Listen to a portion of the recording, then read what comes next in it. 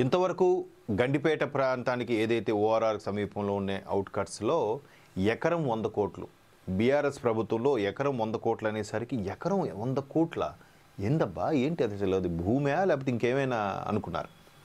So అటువంటి భూమి ఇప్పుడు ఒక్కసారిగా 137 కోట్లు ధర పలికింది.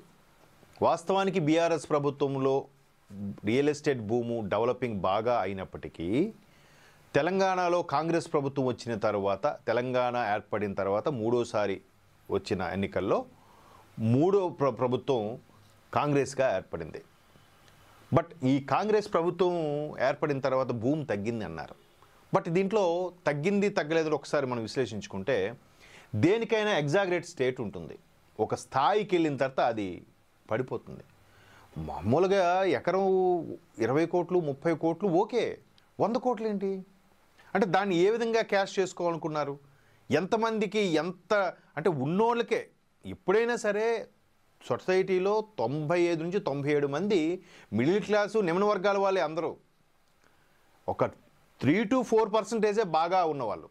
ఆ వాళ్ళ కోసం మొత్తం ధారాదత్తం చేసి మళ్ళీ వాళ్ళకే అన్నీ చేసేలాగా అనిపిస్తుంది అనేది ప్రభుత్వాల మీద సామాన్యులు ఓటర్ల విమర్శ.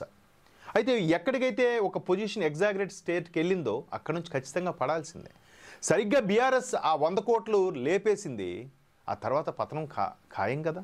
సో కాంగ్రెస్ వచ్చాక పడిపోయింది.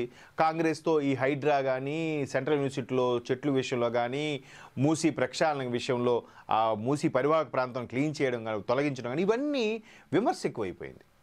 దాంతో అది కూడా పడిపోయిందన్న విమర్శ కూడా వచ్చింది. అక్కడికి వెళ్ళాక పడిపోక తప్పదు. సో మరలా డెవలపింగ్ సందర్భంగా వీటిని పైకి తీసుకొచ్చే భాగంగా కాంగ్రెస్ ప్రభుత్వం ఈరోజు Neopolis at the rate 137 crores 137 కోట్లు హెచ్ఎండి వేలలో ఎకరాకు రికార్డు ధర. ఈ ఒక్కసారి అంశం చూస్తే ఒకసారి మైండ్ బ్లోయింగ్ అంశాలు. అలాగే ఇక్కడ గండిపేట మండలం కోకాపేటలో అంటే కోట్లు వాడుతున్నాయి. సోమవారం హైదరాబాద్ హెచ్ఎండిఏ ఆధ్వర్యంలో కోకాపేటలో నియోపోలిస్ లేఅవుట్లు నిర్వహించిన వేలంలో ఎకరం 137.25 కోట్ల రికార్డు ధర పలికింది. 239, 240 సర్వే నెంబర్లోని 17-18 ప్లాట్లలో బహుళ వినియోగ జోన్లు మొత్తం అంటే మల్టీ యూటిలైజ్ జోన్స్లో 9.9 ఎకరాలను అధికారులు ఈ వేలం ద్వారా విక్రయించారు. ఎకరాకు సర్కారు 99 కోట్లు నిర్ణయించారు. అది కాస్త వేలంలో 137 కోట్ల వరకు వెళ్ళి ఆగిందట. 18వ ప్లాట్లో 5.3 ఎకరాలుగా ఎకరాకు గరిష్టంగా 137 కోట్లు అంటే 137 కోట్ల 25 లక్షల రూపాయలకి ఎకరం వెళ్ళిందంట.